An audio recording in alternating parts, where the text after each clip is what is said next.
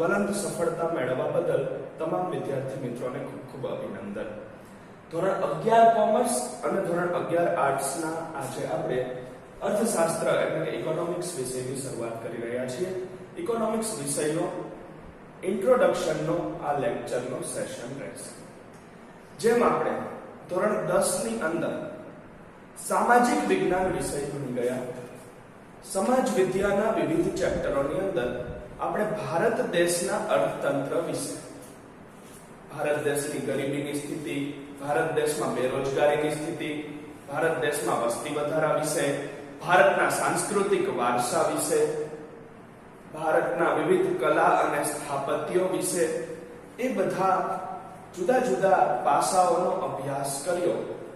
એ જ રીતનો આ થિયરિકલ વિષય એટલે કે સૈદ્ધાંતિક વિષય છે અર્થશાસ્ત્ર. અર્થશાસ્ત્ર એટલે કે ઇકોનોમિક્સ.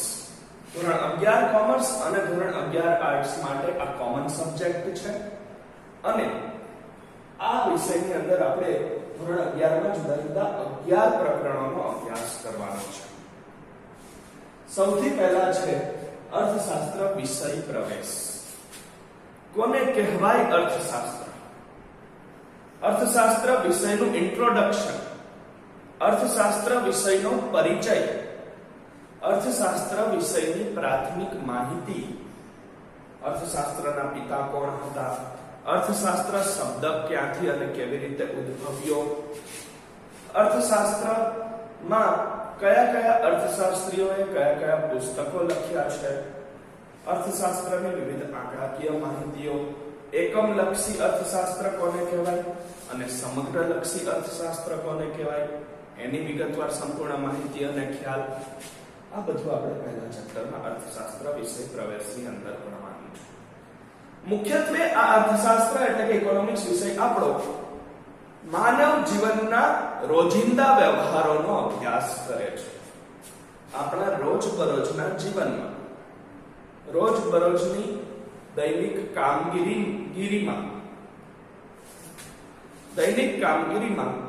આપણે જે કઈ રોજિંદા વ્યવહારો કરીએ છીએ, આવક મેળવીએ છીએ એટલે કે કમાણી કરીએ, સામે ખર્ચ કરીએ, દેશની અંદર વિવિધ ચીજવસ્તુઓ, સેવાઓ વગેરેનું ઉત્પાદન થાય, દેશના બજારમાં એ ચીજવસ્તુઓ વેચાણ અર્થે મુકાય, ગ્રાહકો એ ચીજવસ્તુઓને ખરીદે અને વેપારિક પેઢીઓ કે કંપનીઓ કે સંસ્થાઓ એમાંથી આવક સ્વરૂપે એ નફો મેળવે છે, વળતર સ્વરૂપે નફો મેળવે છે.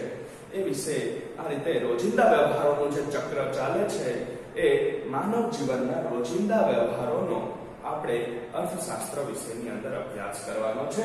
ત્યાર પછી બીજું પ્રકરણ આવે છે મૂળભૂત ખ્યાલો અને સંકલ્પનાઓ. અર્થશાસ્ત્ર વિષયને ભણવા માટે કેટલાક એના પાયાના બેઝિક એટલે કે મૂળભૂત એ ખ્યાલો છે, સિદ્ધાંતો છે, નિયમો છે. જેમ આપણે પાયારૂપ અમુક પ્રમેય ભણી ગયા 10માં ગણિતની અંદર, પ્રમેય કે જે મૂળભૂત સિદ્ધાંતને સાબિત કરે છે, એવા અહીંયા કેટલાક અર્થશાસ્ત્રના મૂળભૂત ખ્યાલો છે, મૂળભૂત નિયમો છે. માંગનો નિયમ, પુરવઠાનો નિયમ, આવક અને ખર્ચના ખ્યાલો અને નિયમો, બજારના પ્રકારો કે જે મૂળભૂત છે કે એના વગર એ પાયાનું જ્ઞાન છે ને એના વગર આપણે વિષયના ઊંડાણમાં આગળ વધી શકીએ નહીં. એ મૂળભૂત ખ્યાલો અને સિદ્ધાંતો સમજવાના છે. અને સંકલ્પનાઓ એટલે સંજ્ઞાઓ, શબ્દો, પારિભાષિક શબ્દો. અર્થશાસ્ત્રના કેટલાક પારિભાષિક શબ્દો છે. ગરીબી કોને કહેવાય, બેરોજગારી કોને કહેવાય, તુષ્ટિગુણ કોને કહેવાય, આવક કોને કહેવાય, ખર્ચ કોને કહેવાય, એવી જ રીતે ઉત્પાદન કોને કહેવાય, બજાર કોને કહેવાય, માંગ એટલે શું અથવા તો પુરવઠો કોને કહેવાય. આવા બધા કેટલાક મૂળભૂત ખ્યાલો છે, મૂળભૂત પારિભાષિક શબ્દો છે અર્થશાસ્ત્રના. એના વિશે પણ આપણે ચેપ્ટર નંબર 2 માં અભ્યાસ કરવાનો છે વિગતવાર. ત્યાર પછી ત્રીજું ચેપ્ટર માંગ અને માંગના નિયમ વિશે એટલે કે ડિમાન્ડ, અને ચોથું ચેપ્ટર સપ્લાય એટલે કે પુરવઠો.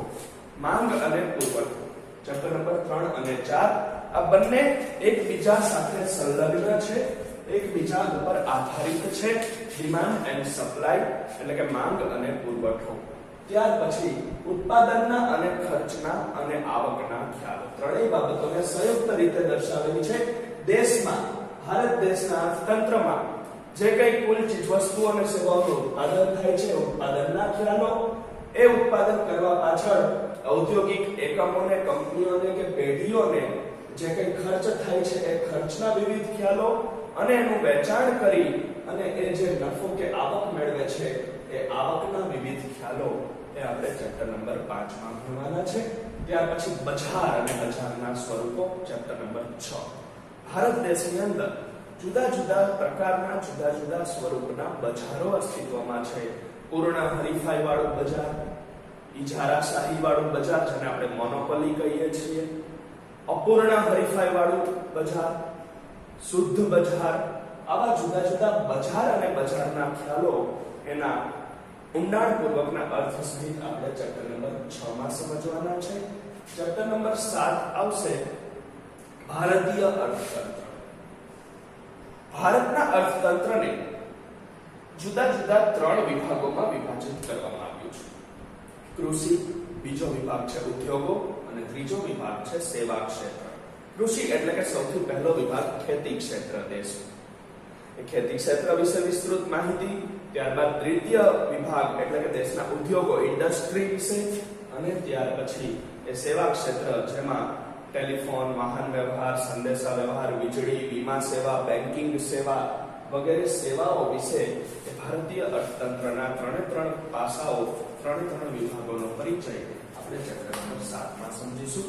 1991 ના વર્ષથી ઉદારીકરણ, ખાનગીકરણ અને વૈશ્વિકીકરણ સ્વરૂપે ભારત દેશના અર્થતંત્રમાં 1 જુલાઈ 1991 થી ઘણા બધા આર્થિક સુધારાઓ થયા છે. પ્રાઇવેટાઇઝેશન થયું છે, એટલે કે ખાનગીકરણની નીતિ, સરકારે ડિસઇન્વેસ્ટમેન્ટની નીતિ અમલમાં મૂકી છે 1991 થી. એ આર્થિક સુધારાના 3 ભાગો આપણે ચેપ્ટર નંબર 8 માં રાષ્ટ્રીય આવક, દેશની કુલ આવક અને સામે કુલ ખર્ચ, નેશનલ ઇન્કમ, એ રાષ્ટ્રીય આવકનો ચક્રાકાર પ્રવાહ, રાષ્ટ્રીય આવક ક્યાંથી ક્યાં જાય છે, કોની પાસેથી ઉત્પન્ન થઈ અને કોના હાથમાં મળે છે, એ ચક્રાકાર પ્રવાહ, રાષ્ટ્રીય આવક વિશેનો આપણે ચેપ્ટર નંબર 9 માં જોશું. ચેપ્ટર નંબર 10 અંદાજપત્ર એટલે કે બજેટ વિશેનું, જેમાં પણ આવક અને ખર્ચ એ મૂળભૂત પાસાઓ છે. અને છેલ્લે આર્થિક વિચારો, ગાંધીજીના, કૌટિલ્યના અને એવા જુદા જુદા અર્થશાસ્ત્રીઓના અર્થશાસ્ત્ર વિશેના એમના પોતાના વિચારો, એમની પોતાની માહિતી એ આપણે આર્થિક વિચારોમાં ભણવાનું છે. તો આ રીતે 11 ચેપ્ટરોનો આપણો અભ્યાસક્રમ છે. અને હવે ધોરણ 11 કોમર્સ અને ધોરણ 11 આર્ટ્સ ની અંદર પરીક્ષા પદ્ધતિ એ રીતે છે કે વાર્ષિક પરીક્ષાનું 80 માર્ક્સનું લેખિત પેપર અને 20 માર્ક્સ શાળા કક્ષાએથી ઇન્ટરનલ મુકાશે. એ રીતે કુલ 100 માર્ક્સનું મૂલ્યાંકન કાર્ય રહેશે. ધોરણ 11 કોમર્સ અને ધોરણ 11 આર્ટ્સ બંનેમાં આ પદ્ધતિ અમલમાં છે. હવે આપણે અહીંયા અર્થશાસ્ત્ર વિષયનું પ્રશ્નપત્રનું માળખું એટલે કે એની પેપર સ્ટાઇલ જોવાની છે. શાળા કક્ષાએ વર્ષ દરમિયાન જેટલી પણ પરીક્ષાઓ લેવાય, વીકલી ટેસ્ટ હોય કે ક્લાસ ટેસ્ટ હોય કે પ્રથમ કસોટી હોય કે દ્વિતીય કસોટી હોય કે વાર્ષિક પરીક્ષા હોય, આ જ પેપર સ્ટાઇલ અમલમાં રહેશે. એટલે પેપર સ્ટાઇલનો પહેલા પરિચય મેળવવાનો છે. આ જે પેપર સ્ટાઇલ તમને અહીંયા દર્શાવેલી છે એ 80 માર્ક્સ મુજબ વાર્ષિક પરીક્ષાની પેપર સ્ટાઇલ છે. દાખલા તરીકે 50 માર્ક્સનું પેપર હોય તો પણ આ જ પેપર સ્ટાઇલ રહેશે. 30 માર્ક્સની ક્લાસ ટેસ્ટ હોય ક્લાસની અંદર તો પણ આ જ પેપર સ્ટાઇલને ફોલો કરવાની રહેશે. આ જ પેપર સ્ટાઇલને અનુસરી આપણે અર્થશાસ્ત્ર વિષયમાં આખા વર્ષ દરમિયાન આગળ વધવાનું છે. હવે કુલ 5 વિભાગોમાં પેપર સ્ટાઇલ વિભાજિત છે. 10મા ધોરણની અંદર આપણે જે ઓબ્જેક્ટિવ ટાઈપના ક્વેશ્ચન્સ એટલે કે એમસીક્યુ ભણતા હતા, એ એમસીક્યુ નો પહેલો વિભાગ એ જેમાં 4 વિકલ્પોમાંથી યોગ્ય અને સાચો વિકલ્પ પસંદ કરી અને જવાબ દર્શાવવાનો છે. એવા કુલ 10 વિકલ્પો કે દરેકનો 1 ગુણ એટલે કે વિભાગ A ના કુલ માર્ક્સ 10.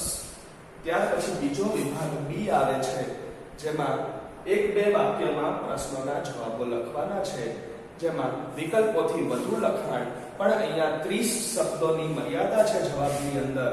એક અથવા તો બે લીટીમાં એ જવાબ પૂર્ણ કરવાનો છે. એવા પણ વિભાગ બી માં 10 પ્રશ્નો, દરેકનો 1 ગુણ, એ રીતે વિભાગ બી ના કુલ માર્ક્સ પણ 10 થાય છે. ત્યાર પછી આવે છે વિભાગ સી, જેમાં 1 માર્ક્સ જેટલું ટૂંકું લખાણ પણ નથી અને 3 અને 5 માર્ક્સ જેટલું વિસ્તૃત લખાણ પણ નથી. સંક્ષિપ્તમાં ઉત્તર એટલે કે ટૂંકમાં ઉત્તર દર્શાવવાના છે. એવા 8 પ્રશ્નો 2 માર્ક્સના, ટોટલ 16 માર્ક્સનો વિભાગ સી રહેશે. ત્યાર પછી વિભાગ ડી, જેમાં ટૂંક નોંધ સ્વરૂપના પ્રશ્નો, વિધાન સમજાવો સ્વરૂપના પ્રશ્નો, સંજ્ઞા સમજાવો અથવા તો પારિભાષિક શબ્દો સમજાવો, એ રીતના એ વિસ્તૃત પ્રશ્નો રહેશે. જેમાં 2 માર્ક્સથી થોડું વધારે લખાણ લખવાનું થાય. એ વર્ણનાત્મક ડિસ્ક્રિપ્ટિવ સ્વરૂપના પ્રશ્નો, એવા પણ 8 પ્રશ્નો, દરેકના 3 ગુણ એટલે કે 24 માર્ક્સનો વિભાગ ડી.